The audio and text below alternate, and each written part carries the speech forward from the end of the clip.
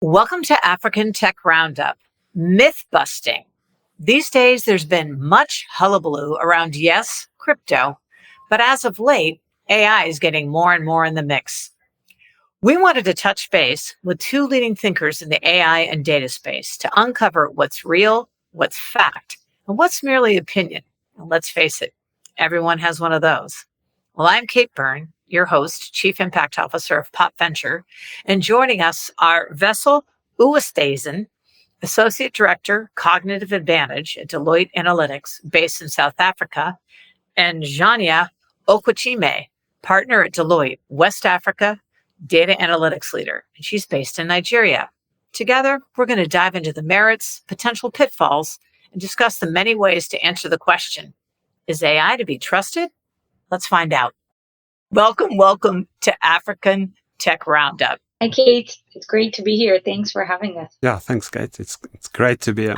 Really looking forward to this conversation. Well, what I always like to do is start with giving people the perspective of how the heck did you get in this space in the first place? So, Jania, why don't you fill us in? Sure. Looking back, my journey to, say, having a career in AI started probably 2 decades ago when I decided to go and study computer science. So I did my bachelor's degree in computer science, and I ended up picking 2 courses, one of them called Artificial Neural Networks and the other one Image Processing, which if you put together is like the basics of how nowadays AI can interpret images and videos. And I got really interested. So I carried on to do a very specialized master's degree in there. I loved it so much. I ended up doing a PhD. So I spent 4 years of research. And throughout those, what took about 10 or more years, we moved from AI to machine learning and fast forward to now data science. So the terminology's changed, but essentially it's the same thing.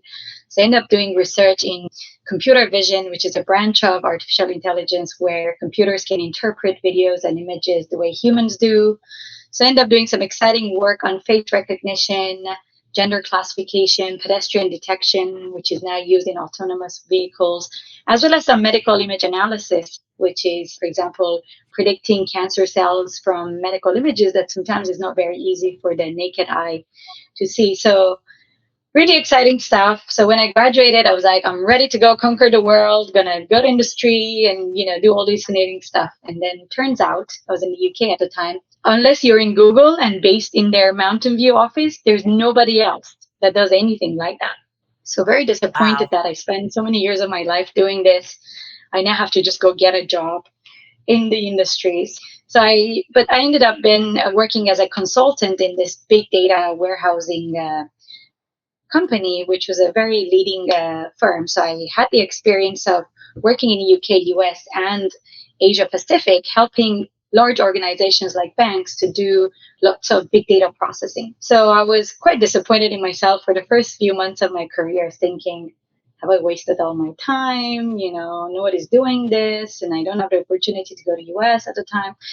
But years later, when I moved to Deloitte, I actually managed to see how now everything has shifted. Now all organizations have a lot of data, and they are more interested in actually AI and machine learning becoming more mainstream. So when I was working as an assistant director in the forensic technology in the UK, I just started by proposing to my team, why don't we actually use some of the stuff that I've learned in university to actually build something? So we ended up developing a machine learning model for technology assisted review, which is how you can use natural language processing to analyze lots of data, including documents, because when it's investigation, litigations, lawyers have to read millions of documents. Can you actually use NLP to try and classify these documents automatically so that you can see what's relevant to the case, what's not?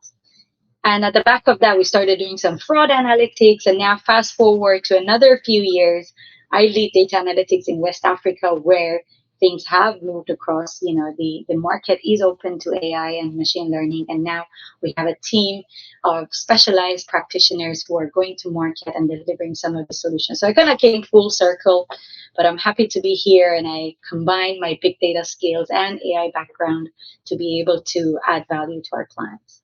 So that's my journey. That's fantastic. I love your female pioneering spirit. We'll touch a little bit about that a little bit later in the conversation. Wessel, How'd you get to where you are? Yeah, I don't think it's as exciting as Jania's, but maybe a brief background. So I have always been fascinated with numbers and data and mathematics and how everything fits together. So it's always been a passion of mine from school. So when I had to decide what to actually go and study at university, I decided, let me do something a little bit different. And there's a course at one of the universities in South Africa that I always say they kind of thought, what can we throw into the mix? And that's how they came up with a curriculum.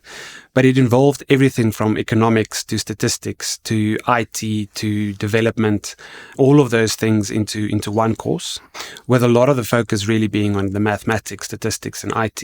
And from a developer perspective, studied that for a couple of years, and most of my friends ended up in the risk space at various different banks or insurance.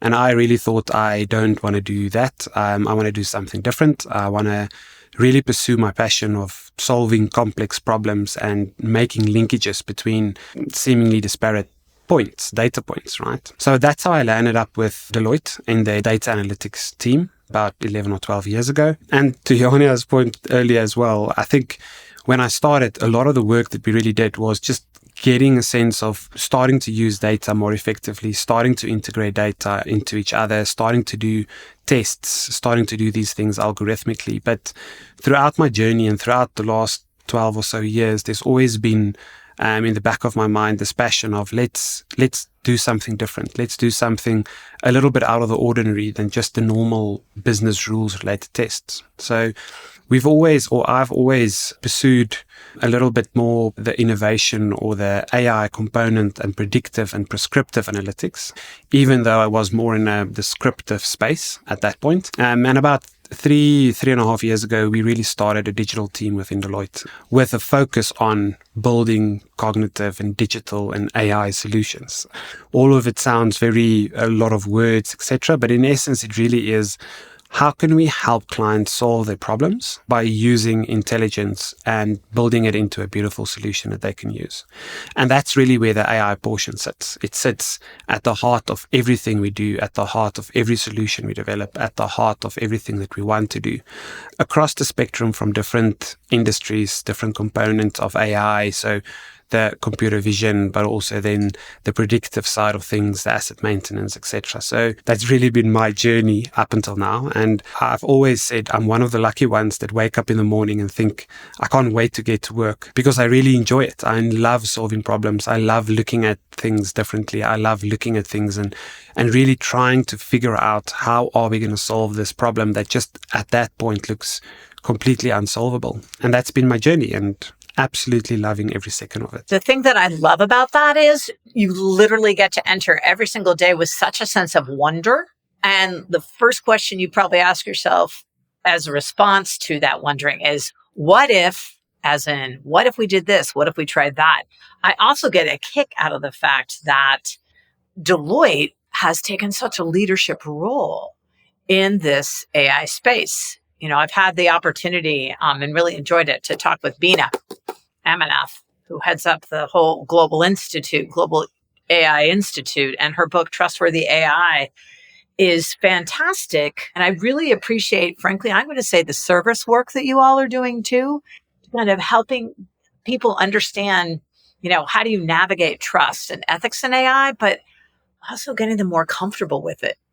So on behalf of the future of the world, I say thank you. I want to really jump into the technology. So I'm going to go straight to the key question. And that is, why are you both so bullish on AI? You know, there's so many people. There have been recently, and we'll get a little bit into this in greater detail further down the conversation regarding, you know, the ethics piece. Is AI going to take over the world, et cetera, et cetera? You are both very obviously brilliant, smart, sound, calm individuals. Why is it that it does not send a shiver down your backbone when you think of AI? Oh, I think it definitely sends a shiver down my backbone when I think of AI. I always think, I wonder what my kids will be up to one day when they're big and going into the workplace, right? But on a serious note, I think AI it's a technology that can really transform the world, the way we look at things, the way we do things, the way we approach problems. I think we've come so far. If I look the last 100 or so years, things that 100 years ago you would never have imagined that we'll have now. Cell phones. I mean, having probably one of the best computers in your hand. Well, maybe not the best, but such a piece of tech in your hand that you can do anything with on a day-to-day basis. I mean, that's completely unimaginable 100 years ago. Has that changed our world? It's changed our world completely. Did that send shivers down people's spines 60 years ago, 70 years ago, 50 years ago? Probably. I can see my parents and my grandparents sitting there saying, I never want a device like that. That's going to ruin everything, etc., etc. So, I mean, I completely agree with you. I think it does send shivers down a spine, but I think what makes it, for me at least, such an exciting space is the opportunities and what we can do with it and where this will take us as a country, as a nation, as a continent, as a world, because the opportunities are suddenly endless. The opportunities are exponential in what we'll be able to do with it, how we'll be able to use it on a day-to-day basis. Where will this end? No one, I think, knows for certain. I think there's a couple of quotes from Gary, the chess master, that says, we all will become shepherds of algos. And I really like that because I think it's so true in the future. And that's also, I think, where a lot of the research, a lot of the forward thinking, a lot of the next couple of years will go into in how do we actually become that. So I think the shivers that gets sent down my spine is very quickly put away by just the opportunities that I see and the opportunities for us as humans and for us as a country. And Wessel, if I can add to what you just said, I really like that shepherds of algos, because I think it still puts the focus and the shift on us and the responsibility on us to make sure whatever we build is responsible and we're the shepherds, so that hence the myth buster of, the robots are not going to take over the world. We still have to control them, manage them. So I'm sure we'll talk about that a bit later, but I also wanted to add to why being bullish about AI, in addition to all the exciting things you can do, to me, it's almost a necessity. It's no longer a luxury. It's actually a necessity. If you look at the explosion of data, everything we do, we generate data. We send a message, we pick up the phone, we make a phone call, we send an email. We scan our IDs and, send to our bank, everything. So we have the 90% of the data that we have today was generated in the last 2 years. So you can now do the exponential growth and see in the next 10 years how much data we're going to populate. So you need advanced algorithms like AI and data analytics and cognitive analytics to be able to harness these and actually make sense out of all of that. There's no other tool that's going to help you go through all of that and actually understand what's going on. So, you combine that with the availability of infrastructure and a lot of regulatory requirements coming together. All of that really makes it absolutely necessary. So this kind of modernization is no longer a luxury, but a necessity. Well, two things. One, I've always thought that artificial intelligence was misnamed. And I always thought that word artificial, makes a lot of people queasy. And it does sort of fuel that vision of the robots taking over the world, et cetera. And I think really what it is it's assistive or assistant intelligence, because that still puts the people and the responsibility and accountability in the hands and minds of the people that are in fact building it and following and managing those algorithms. So I think that's been, frankly, a huge piece. The other piece is, do you believe that AI, and I would even say this is potentially true with blockchain and Web3 in general and all that it brings to us, to me, it seems like it is something of, or has the potential to be, an equalizer, as it were, with regards to certain continents gaining ground. So I'm speaking to you from the US, and I agree with you. There's been an embracing of it in the African continent. And I'd love to hear a little bit, some stories too from each of your respective areas and countries and how you're using it. But why is that? Is that because there's such room? And to your point, Jania, it's a necessity. It isn't that if we'll use it, we have to use it because it's what's going to help us leapfrog and really get a stronghold in our future. There's a general AI becoming mainstream. Yes, organizations are doing things, but there's certain things really born out of necessity. For example, if I'm looking at Nigeria, financial inclusion is a big challenge or an opportunity, depending on which way you look at it, because there's 200 million population. I think it on average showed a very, very small percent of the population is actually a banked population, which means they have access to a bank. Because if you consider a lot of individuals in the rural areas, in the villages, they don't have banks. They don't have the traditional form of documentation and the credit portfolio, the profile, to be able to then have access to certain finance or credit. At the same time, they're businessmen and women. They're farmers, and they just need a small loan to buy seed or equipment, etc. So I think organically, one of the areas that is really, I would say, advanced compared to even the rest of the continent and the rest of the world in Nigeria is the fintech and in particular the microfinance banks, because they're using technology such as AI. They call it credit decisioning, to be able to extend facilities, to be able to extend small loans to these individuals who don't have the proper, the traditional documentation, who don't have access to come to the banks to open an account. But they do have access to not even a smartphone, but just a simple mobile phone that they can send and receive, like USSD, text, and so the infrastructure has been put together so that the decisioning is made using AI to be able to say, okay, why don't you come and just start with us? We'll give you a small loan. And then if in 6 months' time, we collect small information that we can get from you. And within 6 months, you have built like a certain pattern of behavior that we know about you. And now we know you use mobile phone. Okay, maybe we can get also history of are you paying your, how often do you top up or these kind of things. So you're bringing like different sources or like alternative sources of information all put together that can now help us portray a picture of who you are, and we can extend this credit to you. So that's something that's really popular here. I would say it's really well utilized when it comes to machine learning to help with the decisioning. So I completely agree with your point of view on that. Wessel, how about you? I completely agree. I think just looking at technology as a whole has got such a way to enable countries, people, continents to leapfrog others if you focus on it, right? And I think even more so with AI and even more so with the technology, the latest technology that we have. I think we've got, from an African perspective, we've got some of the most innovative people, just purely because we have to. You have to create something innovative to actually thrive in the African economies. It's so small, there's so many problems, there's so many things we need to solve that other countries might have already solved already, and they don't need to worry about those things. They can just go on with their business. But I think from an African perspective, that necessity to actually innovate continuously is something that it's going to help us as a continent a lot in the next couple of years, because it's the way in which you actually use AI to solve problems, right? You need to think innovatively. You need to think a little bit different.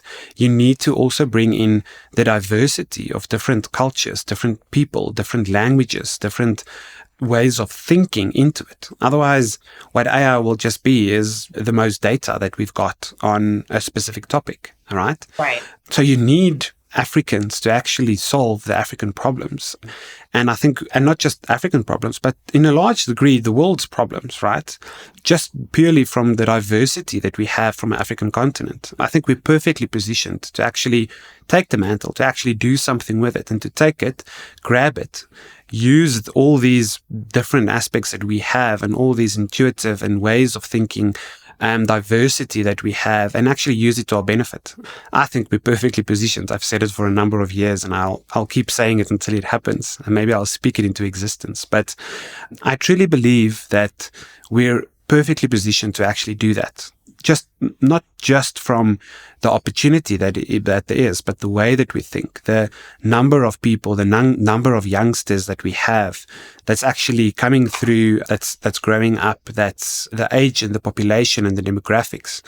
I think it's a massive, massive opportunity for us as Africans to really leapfrog a lot of the things that we can and a lot of the economic benefits that can come with it. And you're seeing it as well. You're seeing startups from Nigeria and from Kenya and from South Africa and from other areas within the African continent really playing with, let's call it the big boys. So Jania mentioned Google and Facebooks of the world earlier, but you're seeing a lot of these guys actually playing in that space. And you would think, well, these are 20-year-old something sitting in Cape Town or Lagos or Nairobi. How can they compete with Silicon Valley? And how can they compete with China? And how can they compete with the world? And the reality is they're not just competing, they're beating them in a lot of instances.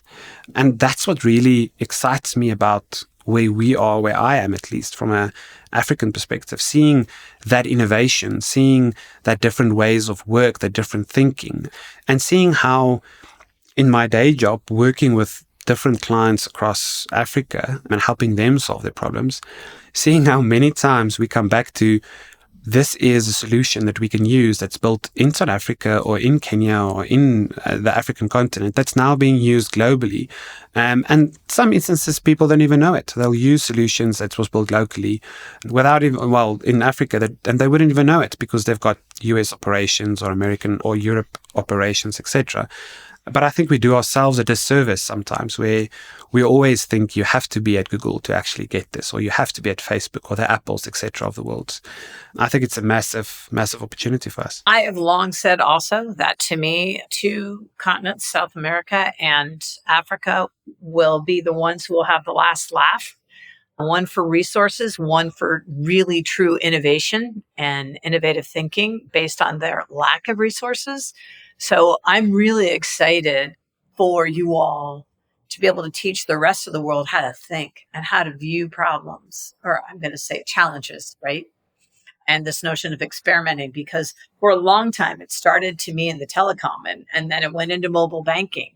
So what are some other industries you think that could really benefit from, active embracing of AI? I know we've talked about, fintech, et cetera, but is there something that impacts climate or supply chain management, that sort of thing? Are there certain companies that you've seen or challenges or applications that you've seen in your walks that you've really been impressed by? I think from our perspective, and it's probably purely because we've got such a rich history in the mining sector, I think I found really exciting things happening within the mining sector across the value chain of mining, not just looking at the supply chain, but looking at the process, looking at how we actually identify where to mine, how far deep we need to go, what's the best area. The supply chain is one component of it, but I think generally, for me at least, the mining sector is a sector that I think a lot of the times in Africa is still very focused on manual labor, very focused on physical labor, etc. And there's a massive opportunity for us to actually take that, redesign it, relook at it. And I'm saying that specifically redesigning it and relooking at it, not taking what we have and trying to make it better, but reimagining what that might look like in the next 5 or 10 or 20 years. Yes, I think ESG and climate change, it's massive opportunities for us from an African perspective. And I know that there's lots of work actually happening in that space to really understand what is the impact of climate change on the population of wildlife across the African continent. I mean, there's so many applications where you can use AI to help, whether it is counting and doing counts, which is a really simple example, but doing counts of just how many pairs of endangered species are there? How do we protect these endangered species through the use of AI? How do we assess and test what the impact of something like climate change is? Because those are really the areas of the world that, I mean, they don't have any say. They can't pack up their house and move to a different country or move to a different place. It doesn't work like that for them. They're kind of stuck in the parks or in the areas that they can get to, right? So how do we, and I think there's lots of opportunities for us to really identify the impact, first of all, that it's got on wildlife in general. Secondly, the impact that we, and how can we mitigate that for them? And how can we mitigate just the role that climate change has had, or the impact that climate change has had on them? But then also, I think Africa has always been a mining rich continent, right? And how do we ensure that we're responsible in the way that we mine, in the way that we mine sustainably, and the way that we, after we've mined, how do we make sure that we rehabilitate that area or that component or that space. And all of this can be done through simulations, through AI, through advanced technologies for counting, for modeling, through the use of, to a large degree, simulations and digital twins using AI as a base. I mean, the opportunities are really endless. Thanks, Wessel. I really like the examples that you gave. I think if I was to add a couple of other things to that in terms of opportunities and what we actually start to see as applications of AI, I particularly find first of all, automation everywhere. I think that's going to be still the biggest application, because it just makes everyone's lives easier and makes everything more efficient.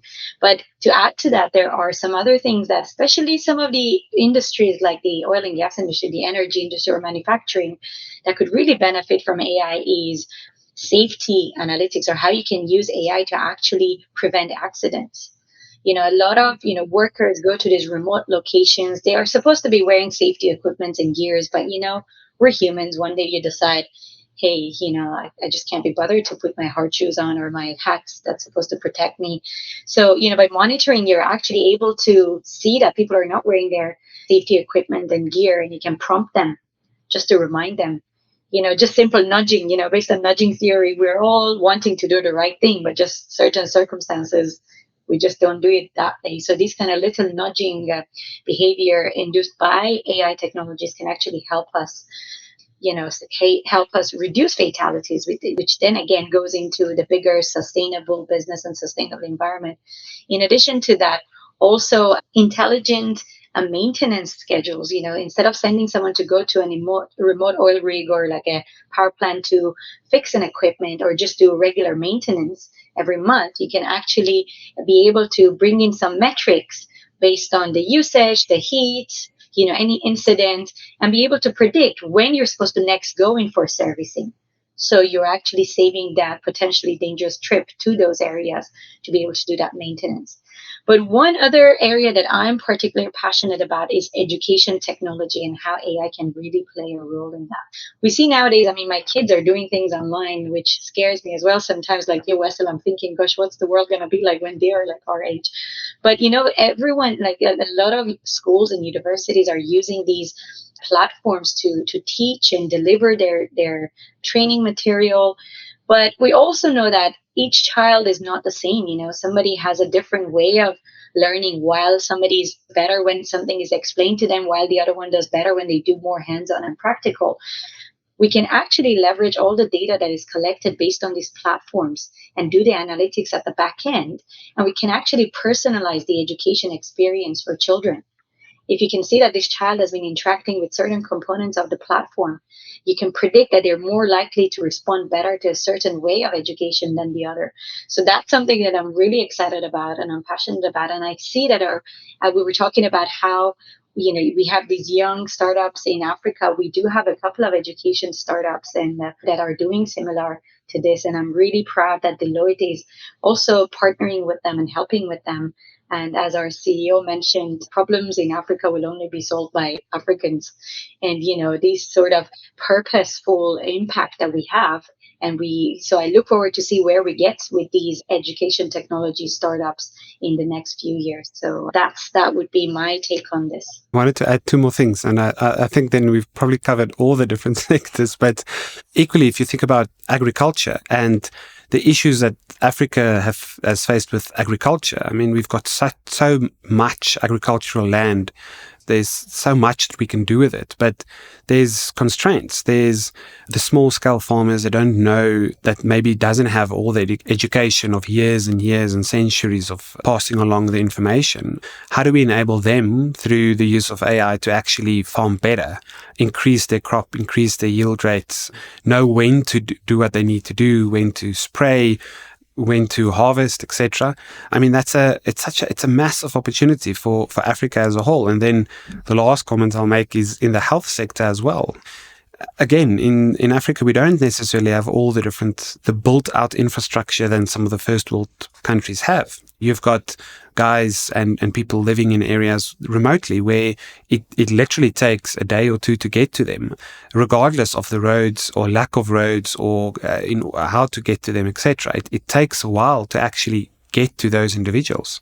And there's a massive opportunity, I feel, to actually put the power of, just as an example, of a brain surgeon sitting somewhere with massive intelligence and putting the power of that knowledge into the hands of someone actually sitting in far off hut in Africa somewhere, and being able to actually tap into that intelligence and knowledge to help people from an African perspective, from a healthcare perspective as well.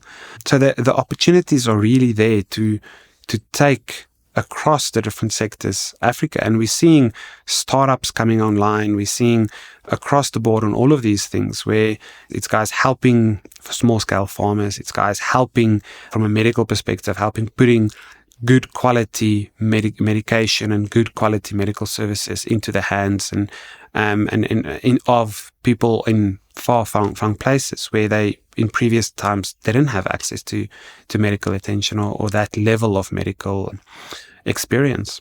I love these examples, and it puts into my mind a couple of things. One, I love the idea of global intelligence, and then frankly, putting the power back into the local hands and having each respective continent going down to the country, going down to the village for that matter, wherever we are, actually empowering them to come up with their solutions because they're living the problems real time.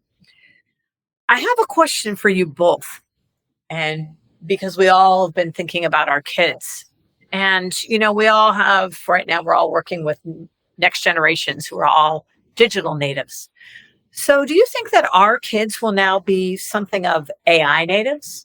And how will that change, their world, their work life, that sort of thing? And frankly, how they view and embrace technology and data moving forward? Will they be more open-minded or will they be more cautious, do you think? So I think those are my thoughts, my personal views. And, I think it goes a bit beyond just, AI and technology, more of a philosophy and based on what I've noticed. But in terms of whether they are fluent users of AI already. My 4-year-old, since he was 2, he'll be like saying, Alexa, play Baby Shark. Alexa, play Baby Shark. And he doesn't know that Alexa is just another, AI algorithm that uses natural language processing to understand what he's saying and go and sift through this database of songs and then play Baby Shark. So they are going to naturally be using this without even knowing that they're using it. So that's it's going to be second nature to them. But in terms of what's the impact of that going to be on them in terms of, are they going to be more open-minded or are they going to be more risk sort of, cautious?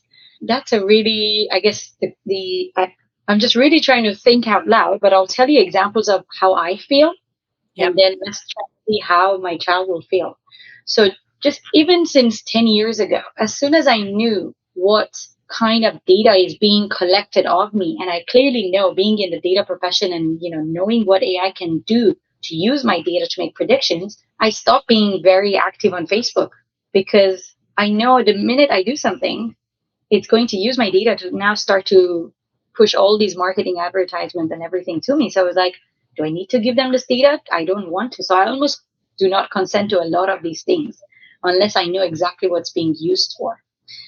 However, whereas a friend of mine who wasn't really into technology at the time, they would, happily do things and they'd be like, oh my God, Jania, can you believe I just got engaged and Facebook is advertising wedding rings? And I'll be like, duh. Why do you think that is? Because you changed your status to engaged. And, all this information is being collected. So now for our kids, they may not have that kind of worry that I do because I grew up in a world that this didn't exist. And now I know the impact of that and what's being collected because they've naturally started using that. But I think it's inevitable. It's going to be there everywhere. But I think it's the responsibility of us as parents to guide them and inform them that this is what's happening. Just in the same sense that, now regulators are trying to actually put something in place and educate, the public and the organizations on the effective use of AI, right? So together with all the other cautions of being in the online world, you also need to know the kind of information you're giving and the kind of things that can be used for. But at the same time, what I worry about, and I don't have an answer for that either, is that, with this whole moving to the metaverse and all of that, I've already started to see differences in personality in some of the young, members that or other acquaintances. When I see them in person, their personality is completely different from when I see them on their Instagram page. It's like they have a completely different virtual persona, and they're a lot more confident. They can do things, and they are a young entrepreneur. They're promoting their products, they're talking about all their views, but when you see them in person, they barely have anything to say. Like, they're not really making conversation.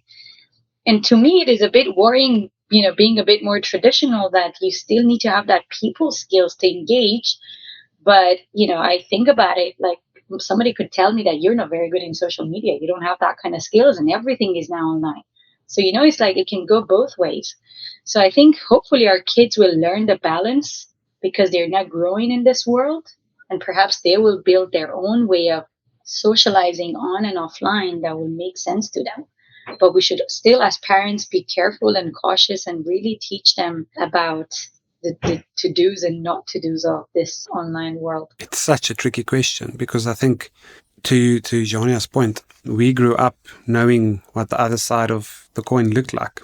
Would kids embrace it? Absolutely. I can't see our kids not using AI. And again, I think in 90% of the instances, they won't even know that there's AI being used in the back end to unlock the phone, to make a call, to search through random database for songs.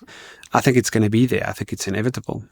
I think from a risk perspective, it's probably going to get a little bit worse before it gets better. And sometimes I like to make the analogy, it's kind of like when we built cars and when cars became mainstream, right?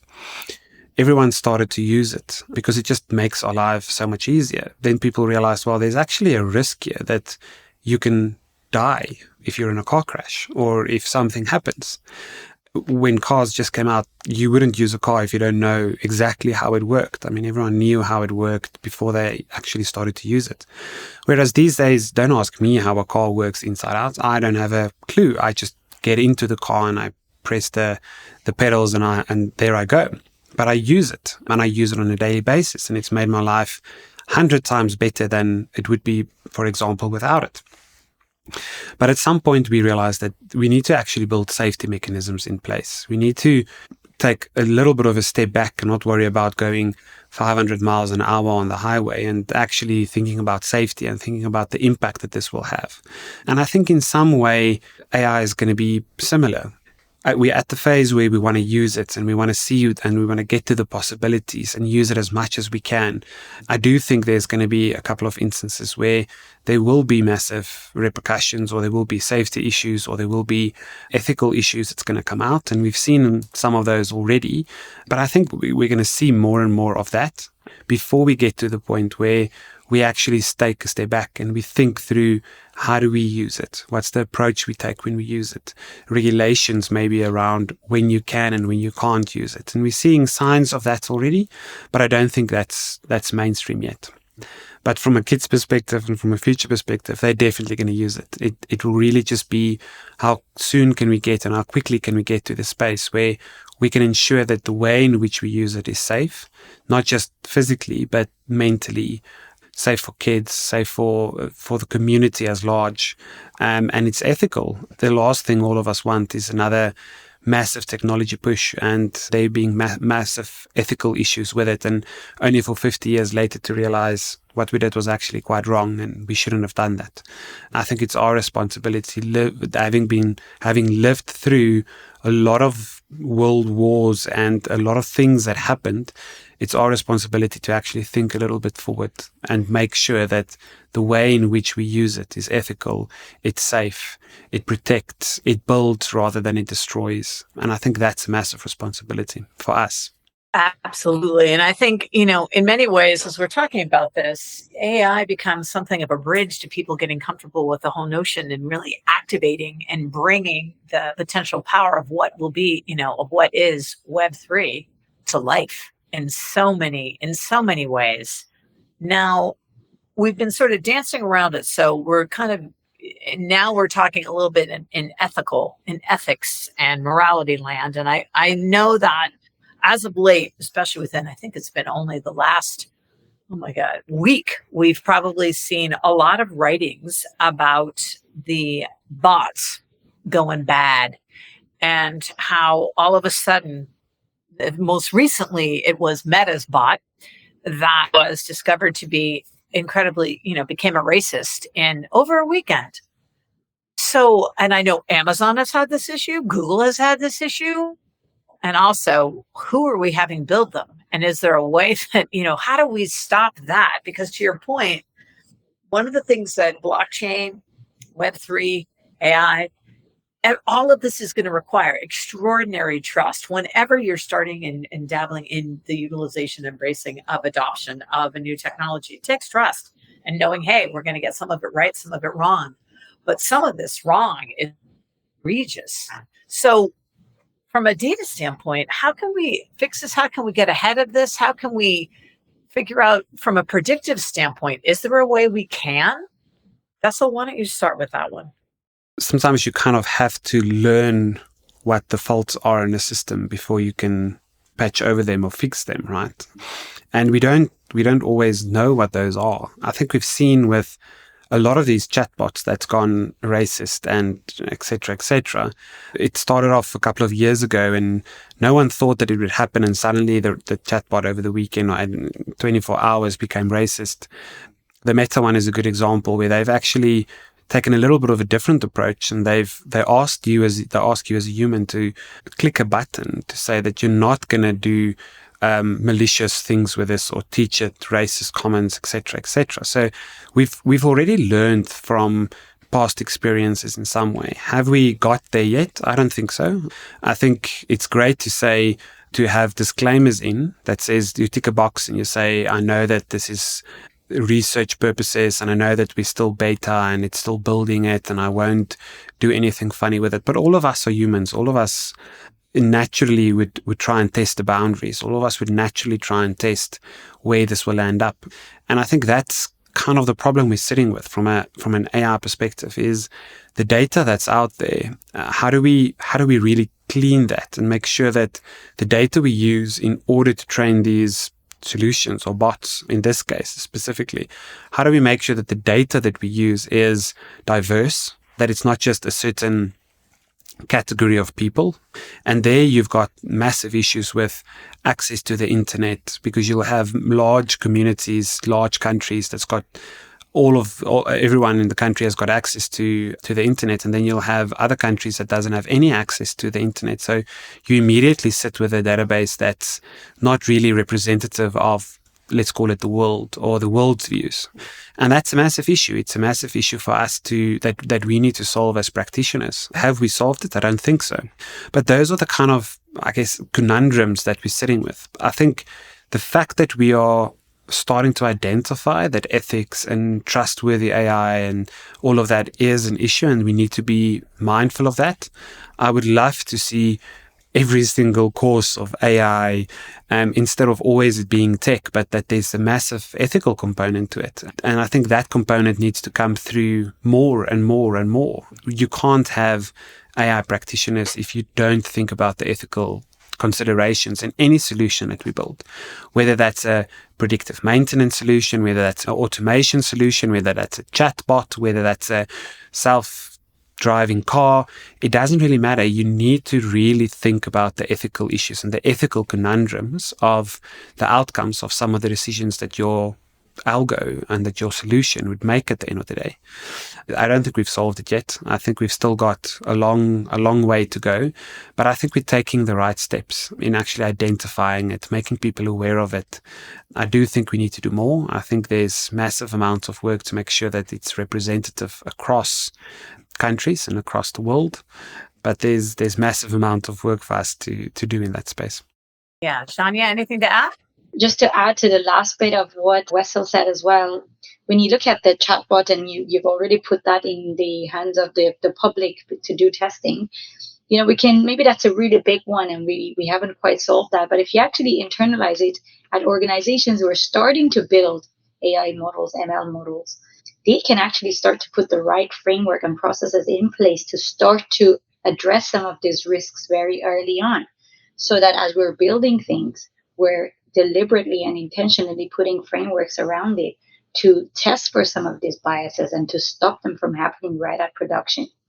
Because if you think about it, developing an AI product, it's still developing a product, and there are till date a lot of straightforward or established frameworks for doing quality assurance on products, because this is a standard thing. What now needs to happen is that you can't just put that through into an AI product, because there will still be so many aspects that you wouldn't have taken into account.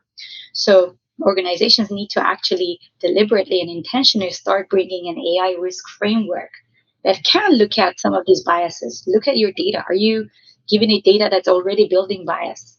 Especially that most of these tools end up being used as a black box, right? Which is why transparency is important. Again, from the regulators, they are now demanding more of the transparency to understand actually what is happening. Because simple, examples again, for example, consider that credit risk. Say I'm the analyst who develops that credit decisioning, and I broke up with my girlfriend yesterday. And I'm upset with the whole world. I'm angry at all women. And I'm going to put a clause in there that says, if the applicant is a woman, reject the application right away. And I wrap it up in this nice little black box and I put it into production. If the organization doesn't have oversight on this, without knowing, they're rejecting all their female applicants and they are bringing that bias into the market, which is why it's very important that all of these things are actually put into the framework. So models being developed going forward are consciously trying to stop some of these risks and ethical risks that comes with AI. Each of you opened up with the notion that AI has got extraordinary power to help solve global level problems. And as people are developing these solutions, as they are with any of these global technologies, I hope that inventions in the future, innovations in the future, that people will take it to heart and they will really treat it as and adopt this global ethos of sharing the learnings from both their successes and their missteps, so that, we can help, to your point, Jania, make sure that people are actually moving forward and not repeating the same problems, so that 50 years from now, we actually wake up and say, we actually knew that. Such and such company actually had already discovered that. So I think that there's a great opportunity for AI and Web3, and that's the power and the robustness of it, is for us to really share learnings and make sure that we frankly, as a species, are helping each other move forward, as opposed to looking at it at some kind of competitive one-upsmanship, as it were. But, Jania, as a woman in this space and a pioneer, I would love it if you would talk a little bit about where you see the opportunities lying, if they do, in fact, in Web3 and blockchain and especially AI, for women to take a role and how to get involved in that. I think the answer to that is yes, absolutely yes. And it's even a bigger yes when you compare to my experience about 2 decades ago when I entered this field.